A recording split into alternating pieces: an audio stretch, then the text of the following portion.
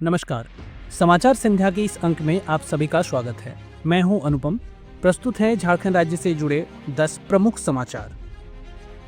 Nagri RIMS 2 जमीन विवाद शांत होता नहीं दिख रहा है।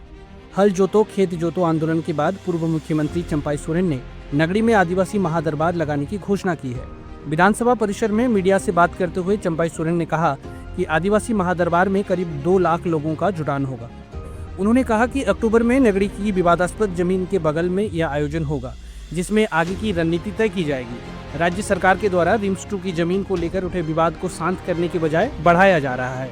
बीते 24 अगस्त को हुए आंदोलन के दौरान प्रशासन ने लोगों के साथ ज्यादती की और उसके बाद 85 लोगों के विरुद्ध केस दर्ज किया गया है।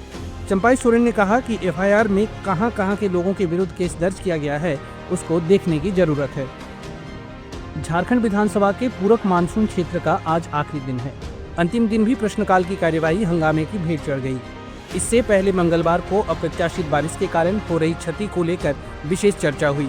वहीं उच्च एवं तकनीकी शिक्षा मंत्री सुदीव्य कुमार सोनू द्वारा झारखंड राज्य विश्वविद्यालय विधेयक 2025 को सभा पटल पर रखा गया, जो ध्वनिमत से स्वीकृत हुआ। वहीं प्रवर समिति को भेजने का नवीन जायसवाल का प्रस्ताव ध्वनिमत से खारिज कर दिया गया था। जिला पुलिस ने तमाड़ की रहने वाली एक महिला की हत्याकांड से पर्दा हटा दिया है। महिला की हत्या करने वाले 2 आरोपियों को गिरफ्तार कर लिया गया है। इस मामले में कार्रवाई करते हुए दानिश कुरैशी और मोहम्मद साउद काजी को पुलिस ने गिरफ्तार कर लिया है। इस मामले में दानिश के माता पिता भी आरोपी हैं, जो फिलहाल हज यात्रा पर हैं। रांची के तमाड़ की रहने वाली महिला की हत्या कर उसे सड़क हादसे का रूप देने की कोशिश की गई थी। उनकी हत्या गला दबाकर की गई थी और हत्या को हादसे का रूप देने के लिए उसके शव को तमाड़ सिल्ली मार्ग पर फेंक दिया गया था। मामला सामने आने के बाद और महिला के पोस्टमार्टम के बाद जानकारी मिली थी कि महिला की हत्या की गई है। उसकी मौत हादसे में नहीं हुई। रांची के ग्रामीण एसपी श्री प्रवीण पुष्कर ने बताया कि 25 अगस्त को मृतका की बेटी के द्वारा तमाड़ थाना में एक लिखित आवेदन देकर सूचित किया गया कि दिनांक 24 अगस्त को उनकी मां रांची के कांटाटोली के रहने वाले नसीम कुरैशी के घर गई थी, जो वापस घर नहीं आई है। सूबे के शिक्षा, नगर विकास, पर्यटन, कला संस्कृति, खेलकूद एवं युवा कार्य विभाग मंत्री सुदीव्य कुमार एवं स्वास्थ्य मंत्री श्री डॉक्टर इरफान अंसारी को बम से उड़ाने की धमकी देने वाला गिरिडीह के भावन टोली राजेंद्र नगर निवासी अंकित कुमार मिश्रा वृंदावन भागने की फिराक में था। पटना जंक्शन से उसकी ट्रेन थी। वह ट्रेन का इंतजार कर रहा था, लेकिन तभी एसपी डॉक्टर बिमल के निर्देश पर पटना पहुंच चुके साइबर डीएसपी आबिद खान की टीम ने अंकित को धर दबोचा।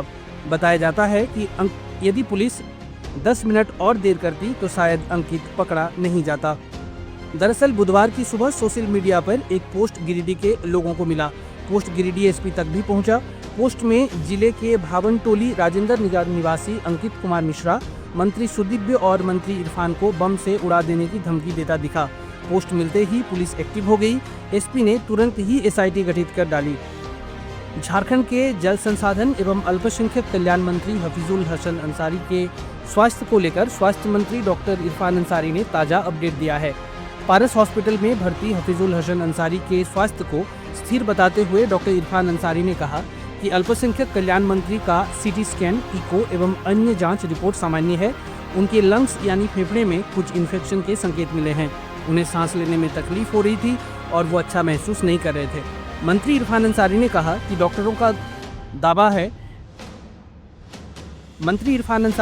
कि डॉक्टरों द्वारा दवा शुरू किए जाने के बाद से वह अच्छा महसूस कर रहे हैं, लेकिन अगले 24 घंटों तक डॉक्टर उनके स्वास्थ्य की निगरानी करेंगे।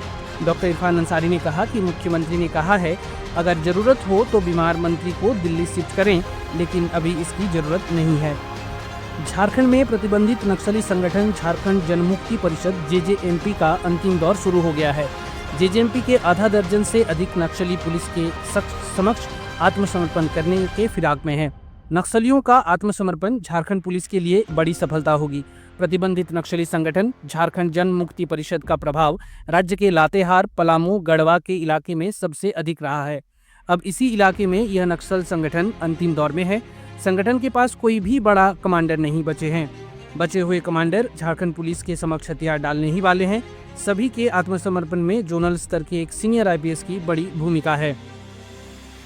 पलामू के जोनल आईजी सुनील भास्कर ने बताया कि नक्सल संगठनों के खिलाफ इंटेलिजेंस बेस्ड अभियान चलाया जा रहा है।